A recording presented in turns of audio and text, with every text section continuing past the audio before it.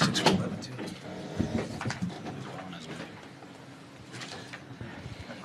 Dub, all things considered, halftime isn't really that long of an amount of time to regroup the way that you all did. What did you do to make the most of that and turn the tide there as you went into the second half?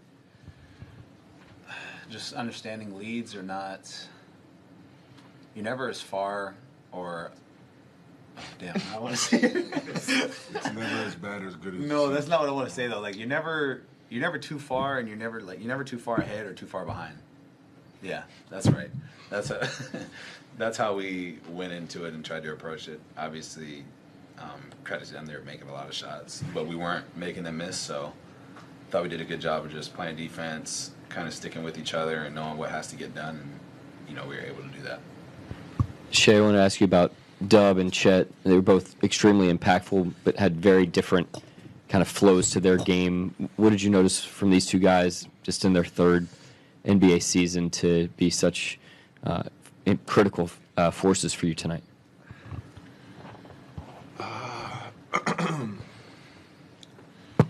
Like both Dub and Chet, like they're really good NBA players.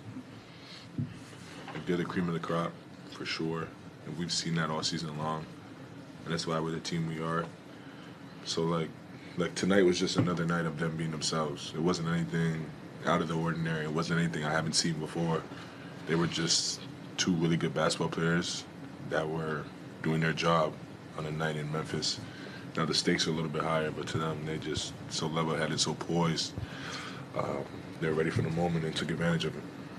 Dub, I know it's only been 3 games, but how valuable has this series been for you as a player, and what do you feel like you've done with the opportunity? How's the series? What? How valuable has the series been for you as a player?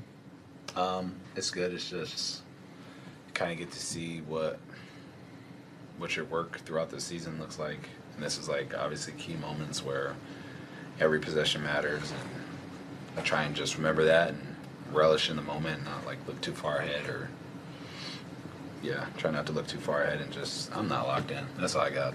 There you go. That's my answer.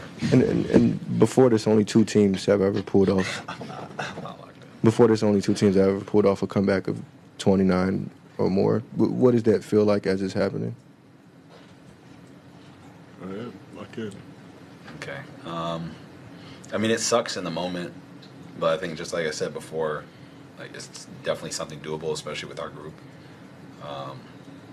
Just try and play the right way and stick to it. It's very like in the moment it sucks. It's not something that we want to make a habit of, but we also have extreme confidence in how we can play to kind of turn the tide, and you're able to do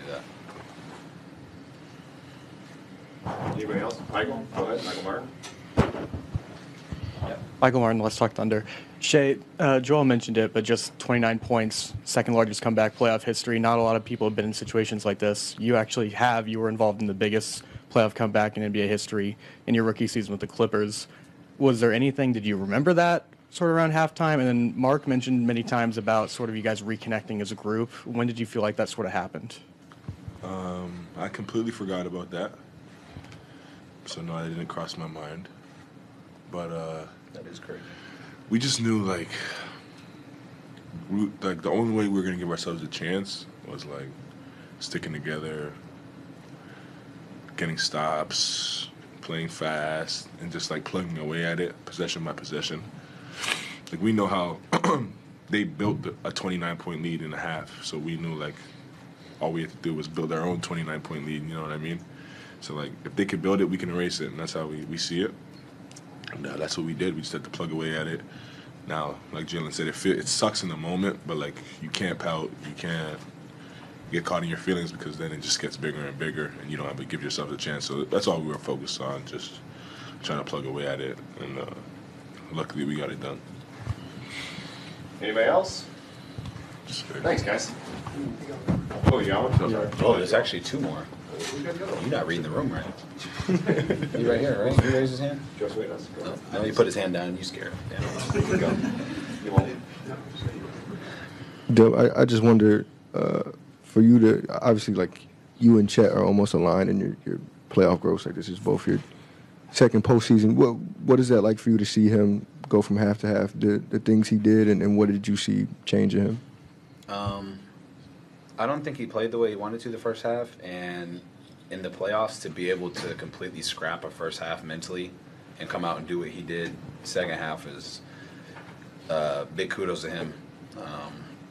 You can kind of just see the maturity level and like just his evolution as a player, and like as a teammate, it's really cool to see him grow in that role, especially like being hurt half the season, so he doesn't even have like season rhythm, and for him to have the confidence to make the shots that he was and just play as free as he was second half, and just this whole series is a testament to how hard he works, and it's cool just as a brother and a teammate, like to watch him be successful.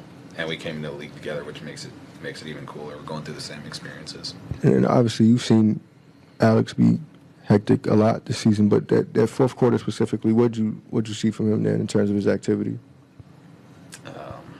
Turned the tide for us for sure. He just knows how to win. He's been a part of winning teams. He's a competitor, and obviously that's why he's here. He did a really good job. Just keeps us locked in, keeps us honest. He's definitely like one of the vocal leaders on the team. But he just kind of turned the tide defensively, helped us turn it up a notch. He's guarding almost everybody on the floor, and it just makes it easier defensively to go out there and just play free. Thanks, guys.